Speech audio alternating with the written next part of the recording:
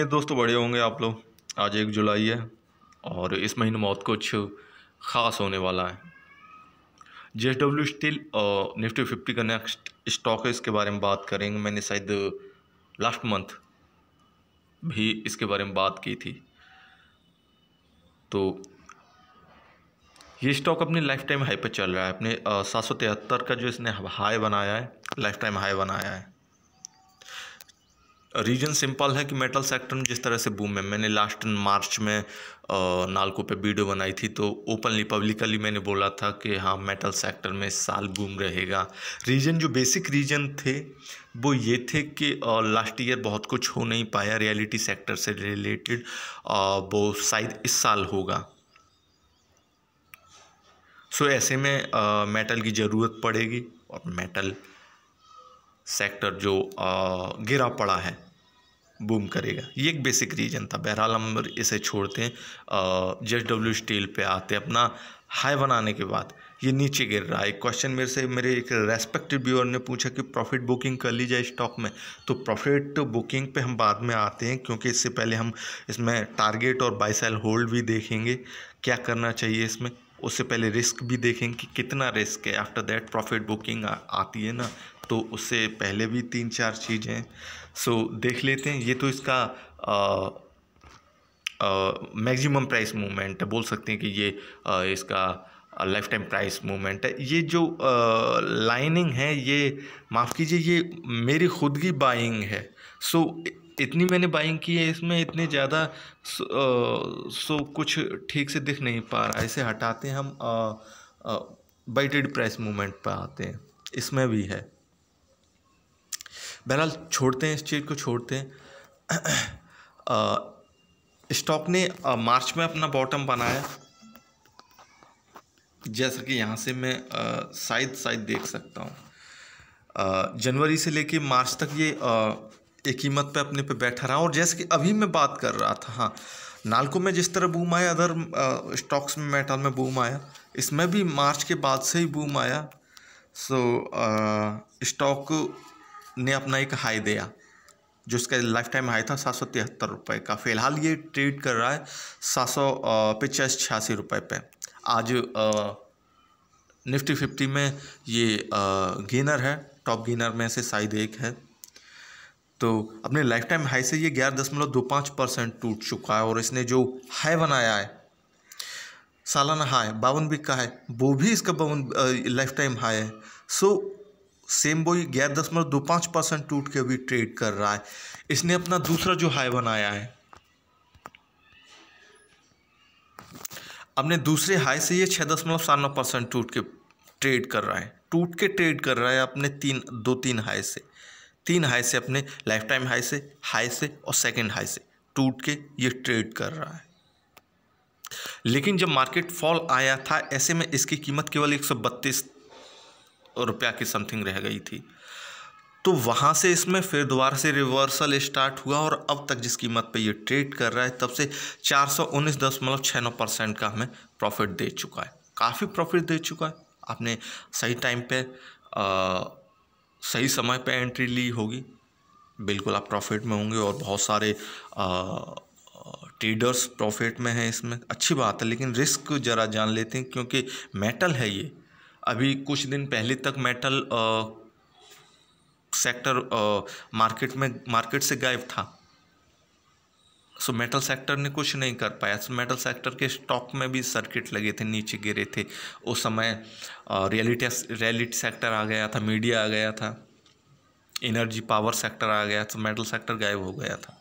So risk जरूर जान लेते हैं। और stock market is subject to risk, मैं हमेशा कहता हूँ। और किसी भी स्टॉक के साथ विदाउट रिस्क हम ट्रेड करें तो ये हमारी जेब भी खाली कर जाएगा, नुकसानदायक होगा बहुत। जैसे कि इसने अपना पहला हाई बनाया, लाइफ 52 वीक का सालाना हाई बनाया, उसके बाद टूट के ये इसने अपना दूसरा हाई बनाया।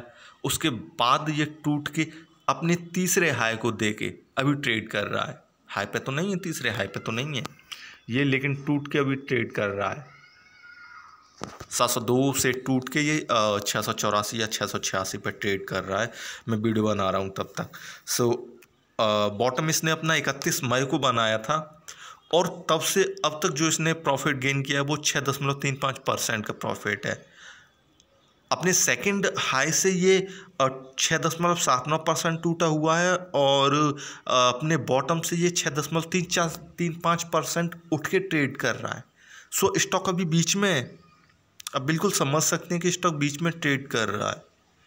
अब ऐसे में रिस्क भी आप खुद से बड़ी आसानी से समझ सकते हैं और इसमें प्रॉफिट बुकिंग की जाए या नहीं की जाए इसे भी आप आसानी से समझ सकते हैं। एक लास्ट जो मोस्टली मैं करता हूँ, हालांकि मैं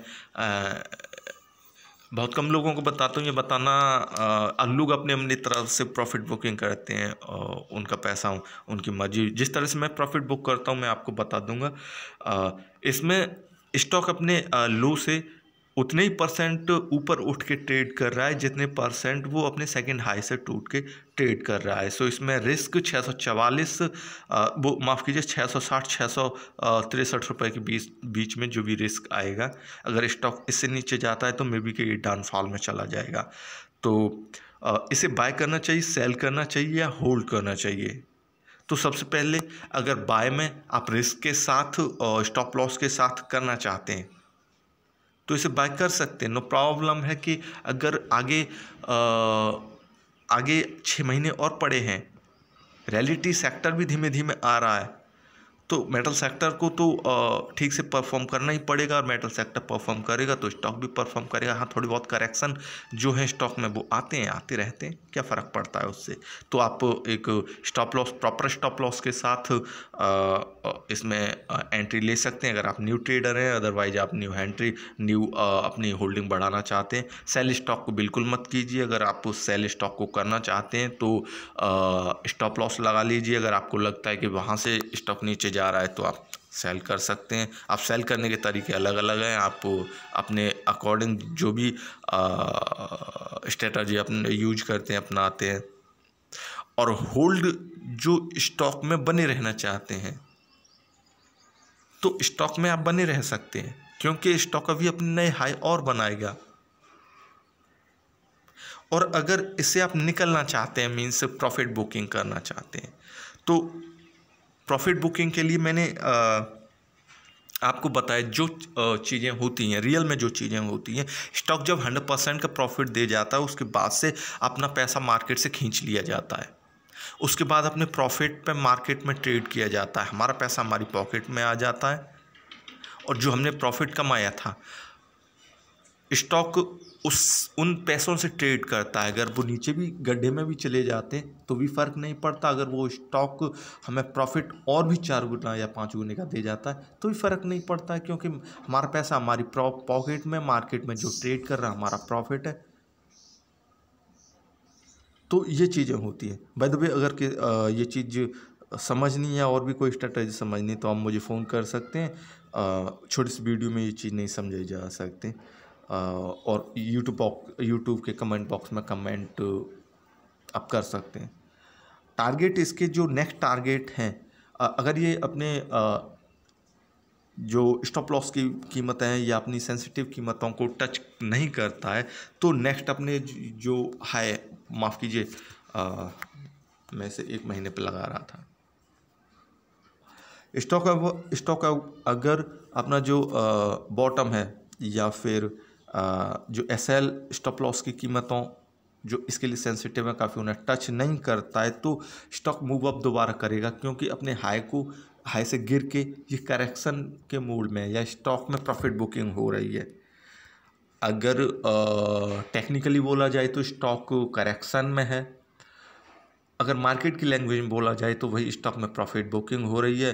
सो उसकी वजह से स्टॉक नीचे गिर गए क्योंकि लाइफ टाइम हाई बनाने के बाद अगर स्टॉक कोई ऐसा कर देता है तो बहुत सारे स्टॉक इन्वेस्टर ऐसे होते हैं कि ठीक है, अपनी एक खास स्ट्रेटजी के साथ अपना प्रॉफिट है वो निकाल लेते हैं, बाकी अपना पैसा मार्केट में छोड़ देते हैं या फिर कि वो अपना सारा ही पैसा निकाल लेते हैं। सो प्रॉफिट बुकिंग अभी चल रही है।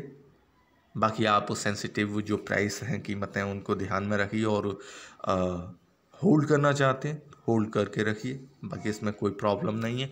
इसका जो लास्ट 1 महीने का प्राइस मूवमेंट है इसमें ₹646 की कीमत से इसने 645 या ₹646 की कीमत से, जो कि मैंने बताया था, मेरा ख्याल है ₹644।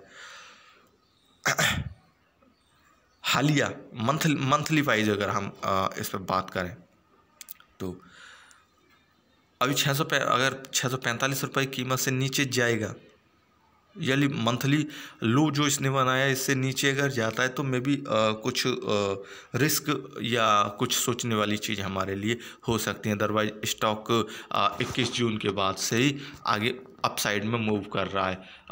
अपना जो है बनाया 702 का, उसके बाद से अब तक प्रॉफिट बुकिंग में हो रही है इसमें। और आज निफ्टी 50 का अच्छा खासा गेनर है, तो JSW पर निगाह बना के रखिए, क्योंकि ये अगला टाटा स्टील हो सकता है। वीडियो देखने के लिए थैंक यू। लाइक जरूर कीजिए, चैनल को सब्सक्राइब जरूर कीजिए, और चार्ट को और प्राइस के मूवमेंट को समझने की कोशिश कीजिए। स्टॉक से रिलेटेड जो भी ओपनली वीडियो में बनाता हूँ वो यही चीज़ ख्याल में रख के या इसी की मद्देनज़र बनाता हूँ, तो खुद का रिसर्च भी कीजिए। Thank you very much video देखने के लिए।